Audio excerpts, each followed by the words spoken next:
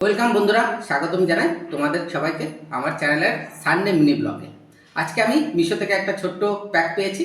তো চলো দেখি প্যাকেটের মধ্যে কি আছে। তো প্যাকেটটা নিয়ে নিলাম, আর প্যাকেটটা কাটার জন্য একটা কাঁচি লাগবে। তো কাঁচিটা আমি আগেই নিয়ে নিয়েছি। তো চলো দেখি মানে প্যাকেটের মধ্যে কি আছে। একটু সাবধানে কাটি, কারণ যদি পরে এটাকে আবার ফেরত দিতে হয় যদি আমার পছন্দ না হয়। বাবা, তো ছোট্ট একটা প্যাকেট, এতটুকু প্যাকেটের মধ্যে কি থাকতে পারে? প্যাকেটটা খোলার আগে তোমাদেরকে বলে দিই, এই অর্ডারটা আমি করিনি।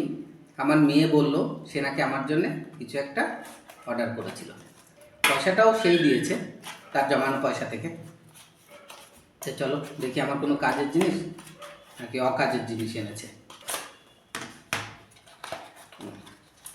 প্যাকেটটা বেরোলো না, প্যাকেটের মালটা বেরোলো।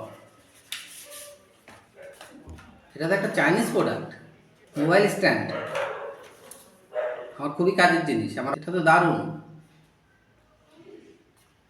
এটা তো নর্মাল স্ট্যান্ডের মতো না, এটা দেখো দেখো মোবাইলটাকে চাইলে এইভাবেও রাখা যাবে।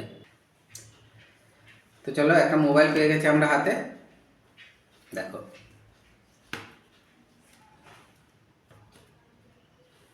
এইভাবে।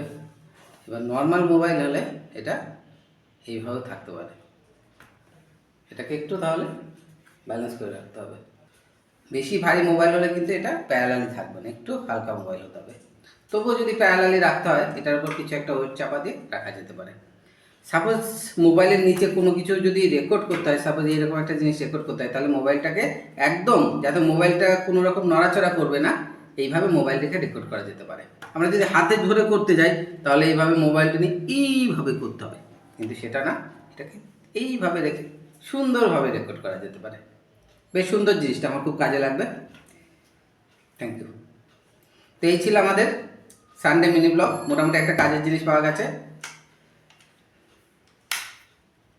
তো আজকের মতো এই পর্যন্তই শেষ। সোমবারে অফিস যাব, অফিসে নিয়ে যাব, অফিসে এটা আমার খুবই কাজে লাগবে। Thank you. আবার দেখা হবে আপনাদের সাথে পরবর্তী কোনো ব্লগে।